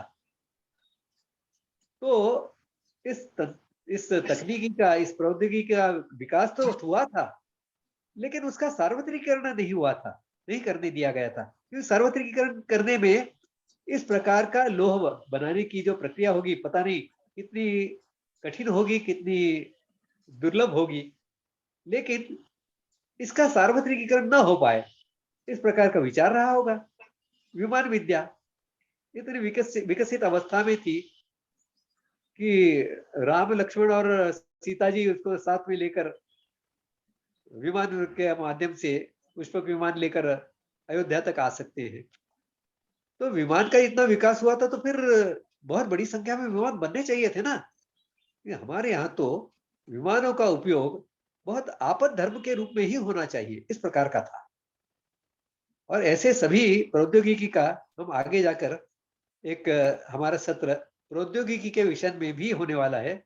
उसमें इस विषय में हम थोड़ा और गहराई से चर्चा करेंगे कि हमारे यहाँ प्रौद्योगिकी के संबंध में नीति कैसे हुआ करती थी, उसको हम समझेंगे। तो आज हमारे सामने जो कई प्रश्न खड़े होते हैं कि हमने इतना विकास किया था हमें प्रौद्योगिकी के क्षेत्र में, आज क्या हो गया उसका, वो क्यों नहीं पाए जाते। हमारे अवशेष तो पाए जाने चाहिए, बड़ी व्यापकता से पाए जाने चाहिए, तो वो क्यों नहीं पाए जाते।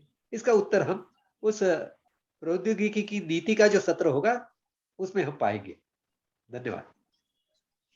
अगला सवाल कैलाश अग्रवाल आप पूछिए, उनके बाद अजय कुमार मित्तल आप तैयार रहिएगा।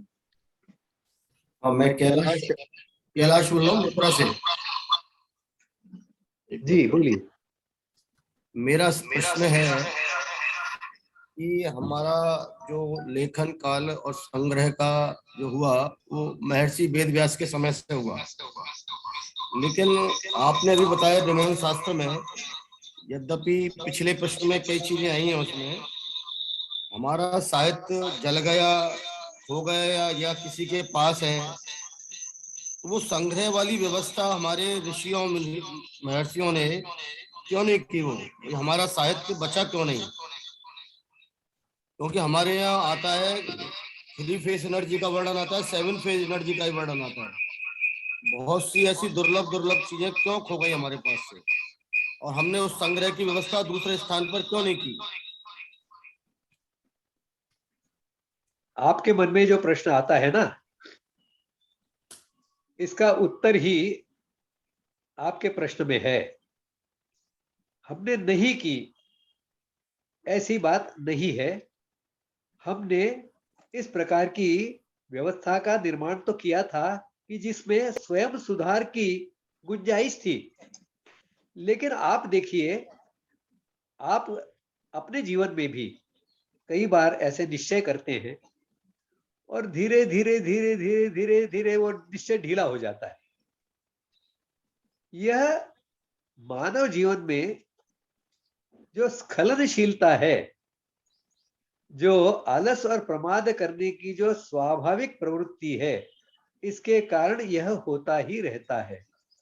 ये जो हमने काल का एक स्वरूप सामने रखा है, तो सत्ययुग और कलयुग में अंतर क्यों है? यह अंतर, यह जो मनुष्य की जो स्वाभाविक प्रेरणा है, प्रवृत्ति है आलस और प्रमाद करने की, इसके कारण ही सत्ययुग से पतन होता होता मनुष्य कलियुग तक आया है। यह स्वाभाविक प्रवृत्ति है। और जब जब हमारे यहाँ आप और हमारे जैसे कोई इस प्रवृत्ति को दुरुस्त करने वाले, इस प्रवृत्ति को कम करने वाले, इस प्रवृत्ति को विपरीत करने वाले, यानी आलस प्रमाद छोड़कर पुरुषार्थ करने वाले, ऐसे लोगों की परंपरा निर्माण करने वाले लोग हुए, तो उन्होंने इसको संजोया, इसको बचाया। और इसीलिए आज भी कुछ मात्रा में हम हमारे पूर्वजों के ये अवशेष पाते हैं। उसका कारण ये है कि पतन यह तो प्रकृति का नियम है। आप घर को छोड़ दीजिए, उसकी तरफ निगरानी न कीजिए, कुछ वर्षों में वह घर, प्रकृति ही उसको तोड़ देगी। जो बारिश है, जो धूप है, ये उसको खत्म कर देगी। यह प्रकृति का नियम है। नीचे की ओर बहना, यह प्रकृति का नियम है। और इस दृष्टि से इस मानव प्रवृत्ति को ठीक करने जैसी शिक्षण व्यवस्था, पोषण व्यवस्था और रक्षण व्यवस्था, और इससे इन्हें ठीक रखने के लिए पूरे समाज को संगठित रखना, यह सरल काम नहीं है, यह कठिन काम है, लेकिन करणीय तो वही है। और इन्हीं सबका विचार हम इस पूरी व्याख्यान माला में करने वाले हैं कि यह किस प्रकार की हमारी रचनाएं रही कि जिनके कारण हम इतने दीर्घ काल तक हम विश्वगुरु बने रहे। आप देखिए, दूसरे विश्व के जितने भी समाज हैं, उनका इतिहास काल देख लीजिए आप। मुश्किल से कुछ 100, 150, 1000 वर्ष तक यह उन्नत अवस्था में रहते और फिर नष्ट हो जाती। यही इनका इतिहास रहा है। भारतवर्ष या भारतीय समाज यह एकमात्र समाज ऐसा है कि जो आज तक अपने सनातनता को संजोए हुए हैं। उसका कारण यह है कि हमारे यहाँ आज भी इस जो सनातन है, इसको संजोए रखने की कुछ प्रक्रिया आज भी चल रही है। जैसे हमारी कुटुंब व्यवस्था है, इसमें सहजता से परंपराओं को अगली पीढ़ी तक ले जाने की एक सहज स्वाभाविक व्यवस्था हमने कड़ी की। अन्य भी जो समाज की रचना है, उसकी रचना को हमने इस प्रकार से किया था। उसके कारण यह जो प्राकृतिक जो पतन है, इसकी गति को हम कम कर पाए। अन्य समाजों में जो बहुत गति से ये नष्ट होते दिखते हैं, वैसे भारत में हम नष्ट नहीं हुए। आज फिर आवश्यकता है उस प्रक्रिया को समझना, उस भारतीय रचनाओं को समझना, उस भारतीय सामाजिक संगठन को समझना और फिर उसे प्रतिष्ठित करने के प्रयास कर। तो फिर इस कलियुग में भी सत्ययुग निश्चित आएगा, इसके बारे में हम विश्वास रखें। अगला सवाल लेते हैं। अजय कुमार मित्तल आप सवाल पूछिए, उनके बाद जीतेश याग्निक आप तैयार रहिए।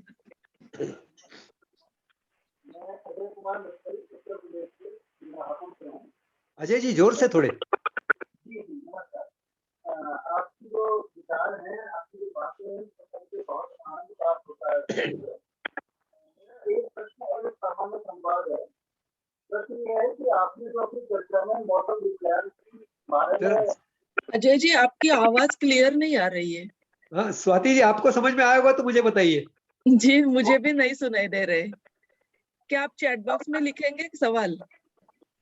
मैडम आवाज आ रही है क्या मेरी? क्लियर नहीं है, आवाज तो आ रही है लेकिन क्लियर सुनाई नहीं देता है। प्लीज आप चैट बॉक्स में सवाल पूछिएगा, तब तक मैं अगला सवाल लेती हूँ। जीतेश जी, आप सवाल पूछिए। हेलो, नमस्कार। नमस्कार दिलीप जी। मेरा नाम जीतेश है। मैं कनाडा में रहता हूँ। तो आपने आज के व्याख्यान में थोड़ी प्रकृति के बारे में और नैसर्गिक संपत्ति का संरक्षण के बारे में आपने थोड़ा बात किया। तो मेरा पूछना ये है कि अभी का जो जनरेशन है उसको हम इस दिशा के तरफ हम कैसे ले जा सकते हैं। और जैसे कि आप खुद शिक्षण से जुड़े हुए व्यक्ति हो, तो शिक्षण में हम इस चीज को कैसे ज्यादा प्रभाव देके इन्वॉल्व कर सकते हैं। जैसे कि अभी मैं कनाडा में रहता हूँ, तो यहाँ के लोग यहाँ के अभ्यास में सस्टेनेबिलिटी करके जो टॉपिक है उस पे यहाँ पे ज्यादा जोर देते हैं पढ़ाई में। चाहे वो कंपनीज में हो या फिर स्कूल्स कॉलेजेस में हो, और हर हर क्षेत्र में। तो मुझे भारत के संदर्भ में ये चीज जानना है कि भारत में ऐसे कौन से एरियाज है जिसमें ये चीज में आगे पढ़ाई कर सकते हैं। और मुझे खुद को भी इस चीज में आगे ज्यादा जानकारी लेनी है भारत के संदर्भ में। तो आप मुझे क्या सुझाव दे सकते हैं सस्टेनेबिलिटी के बारे में? आपके सामने इस प्रकार के प्रश्न आना बिल्कुल स्वाभाविक है। वैसे अभी का जो विषय है वह विषय और आपका विषय, इसमें अंतर है। इस आपके विषय का उत्तर आगे आने वाला है, आगे के सत्रों में। खास करके आपका जो शिक्षा के संदर्भ में जो बात थी, तो शिक्षा का एक अलग विषय इसमें होने वाला है। शिक्षा व्यवस्था, भारतीय शिक्षा व्यवस्था कैसी थी, किस प्रकार की थी। यहाँ केवल मैं विज्ञान से संबंधित एक बात आपको बता दूं, क्योंकि आज का विषय साइंस से संबंधित है, भौतिक अभौतिक विद्याओं से संबंधित है। मैंने जो बताया कि विज्ञान में भौतिक और अभौतिक ऐसी दोनों विद्याएं आती हैं, जबकि वर्तमान जो साइंटिस्ट है उन्होंने इसको भौतिक विज्ञान में बांध रखा है।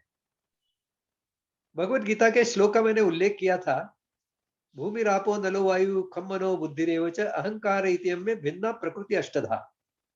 अष्टधा प्रकृति जो है, इस समूचे अष्टधा को जानना यह विज्ञान है, जिसके दो हिस्से बनते हैं।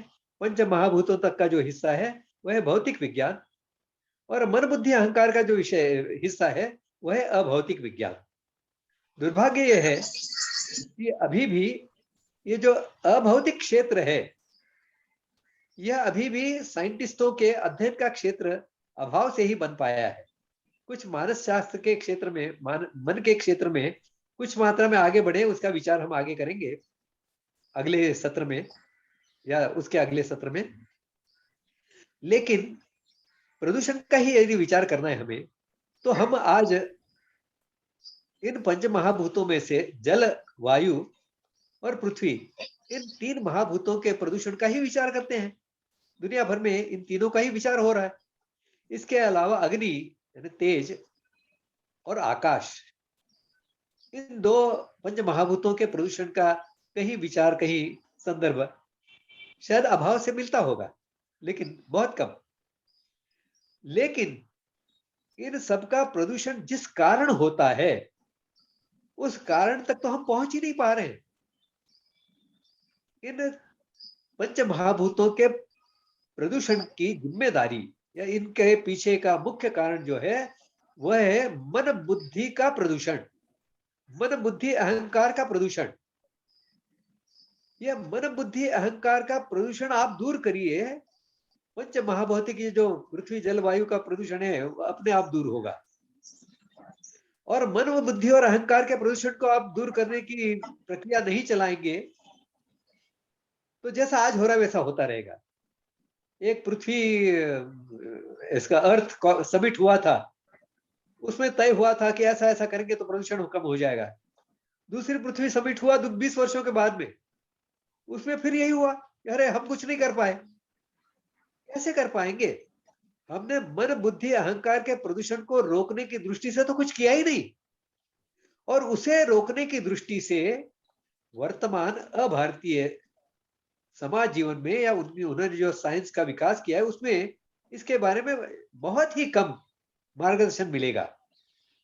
इसका विचार, इस मार्गदर्शन का विचार कुछ मात्रा में हम इस गौरवशाली अतीत के तीसरे हिस्से में करने वाले हैं। धन्यवाद। धन्यवाद जी। सर, अजय कुमार मित्तल जी ने पूछा है कि चर्चा में आपने मौसम विज्ञान के पूर्व ज्ञान से संबंधित किसी ग्रंथ का उल्लेख किया है, तो उसका नाम क्या है? किसका? मौसम विज्ञान के पूर्व ज्ञान से संबंधित कौन से ग्रंथ का आपने उल्लेख किया था? अरे ग्रंथ तो बहुत हैं। पराशर कृषि का एक ग्रंथ है, बहुत व्यापक ग्रंथ है, लेकिन मैंने जो अभी उल्लेख किया था वह था सहदेव भाडड़ी, एक छोटी सी पुस्तिका, ऐसी आज भी शायद बाजार में मिलती है। मैंने बचपन में भी देखी थी, तो मैं छोटा था उस समय, तो समझता नहीं था उसका महत्व, लेकिन ऐसी छोटी पुस्तिकाओं के माध्यम से यह गांव-गांव तक, घरों-घरों तक पहुंची हुई थी। सहदेव भाडड़ी, आज भी आप उसे प्राप्त कर सकते हैं। जी, धन्यवाद सर। आज के सभी सवाल हो चुके हैं। आज के सेशन में हम यही रुकते हैं। मिलते हैं अगले गुरुवार को, यानी 3 फरवरी को। तब तक के लिए नमस्ते। सभी का बहुत बहुत धन्यवाद।